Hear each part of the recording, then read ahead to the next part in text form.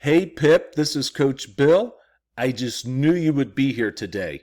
Today is a very important topic, especially for those players who are working on obtaining higher levels of success. And today is a framework of how I could go about doing that, a success path to doing that. Okay, so I'm going to take myself out of the picture. And I begin with this idea of the on deck. So my success path is just basically looking at our ball field and just using those bases to distinguish each distinct stage. And so a lot of times, I'm going to start right here at the very beginning. A player could be in the on deck phase of their journey, okay? And that just means that they're in the process of trying to create clarity, understanding the need to change and map out their journey, okay? Does it mean that the hitter is aware of a philosophy or the basics of a swing, or even that there should be something along those lines? Okay, they're not aware of their movements, and they are aware that there's some type of limitation, that they're not getting the traction that they would like to have in this game, okay? So more importantly, though, this is a ball player who just absolutely loves playing baseball, okay?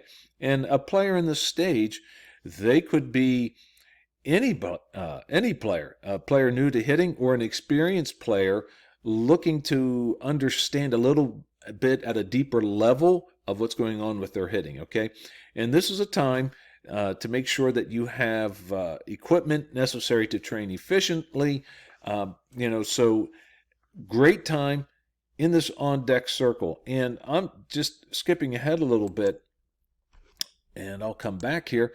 What I would say is, in your journey, it's not going to be a straight line journey. Okay, you're going to move from level 4, like the home plate phase, back to the on deck phase, into the third base phase. And I refer to this as a strategy of preeminence, and I apologize, I'm not quite sure where that actual came from. I believe it's Andre Chaperone. But what happens for you when we start to create that clarity? It's understanding that I have one core plan. I'm not going to jump around from place to place. I have a growth mindset. I get into this for the long haul, and I'm building a valid training model.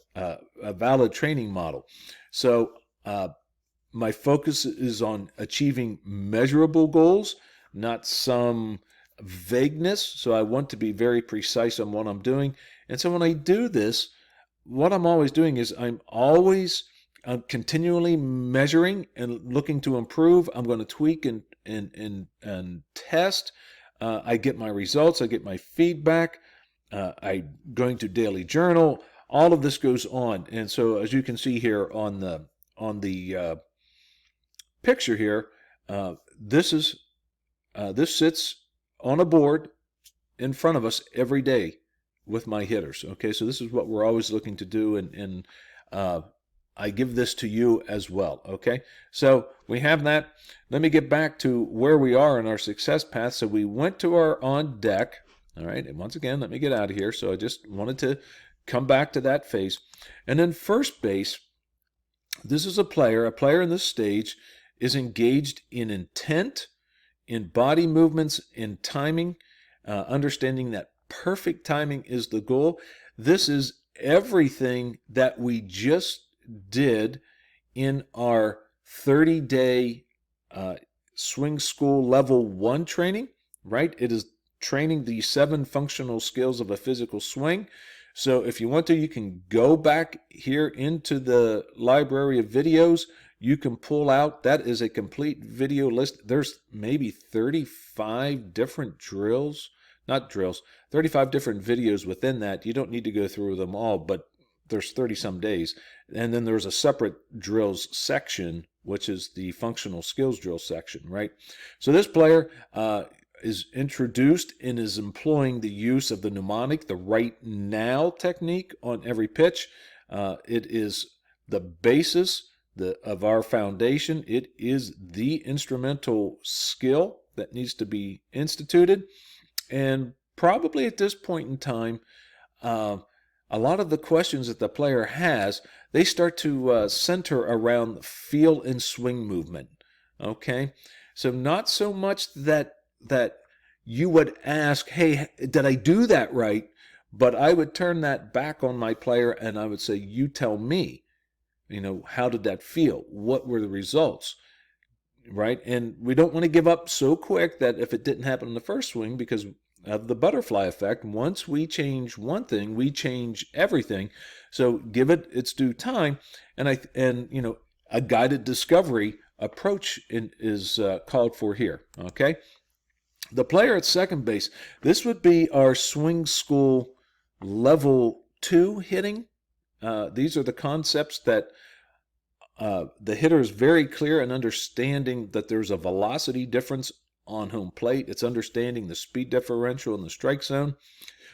This player typically has a hitter's mindset and is only doing one thing. And to me, that hitter's mindset involves being aggressive, having good feet, being posturally in a good position, and being on time. This hitter is beginning to hunt pitches rather than reacting. They're beginning to hunt pitches rather than guessing. They're becoming aware of what a pitcher is doing, what the trend lines are of the pitcher. And the awareness of this ball player is certainly heightened. And the questions now are starting to center around strategy in the nuance of movement, the feel of the movement, the nuance, and the minor adjustments that they can make or knew where the mistake in the swing was. Okay, so it's very important at that point. Once the player has gotten through level 2, they're very comfortable with understanding that player is now entering into that phase 3 level. And this player is consistently implementing their EV training. It's now involved deeply in their games.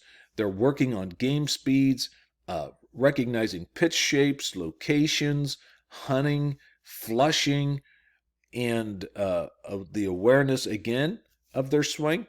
And so this player has done a great job of integrating variability, making their practices tougher. And I would say their training becomes tougher. And the feel for their training enhances their game transfer, their practice to game transfer.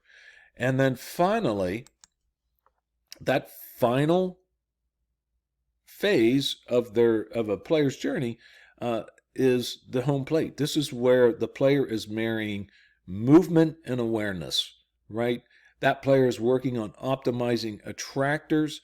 There's mindsets involved in all phases. And when I say mindsets, I'm talking about there's emotional mindsets, there are mental mindsets, there are the central nervous system, muscular, so a lot of different things that are going on at this point. This player is utilizing game planning, understanding the reading of sequences and trends, definitely are hunting pitches and flush from pitch to pitch. The nuance and self-adjusting is practiced. And these questions now begin to center around movement and mental prep and body pitch.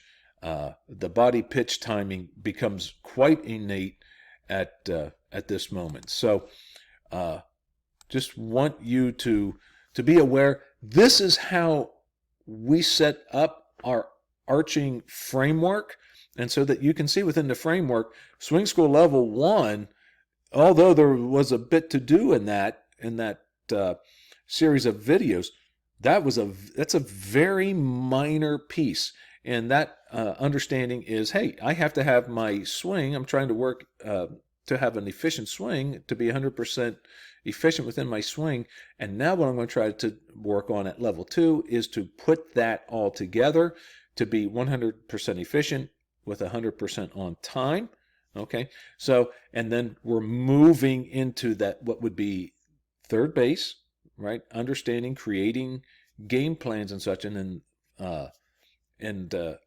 when the player has reached home, they're really starting to peel back the onion and just becoming immersed in in their plan, right? Immersed in how they're going to create their swing.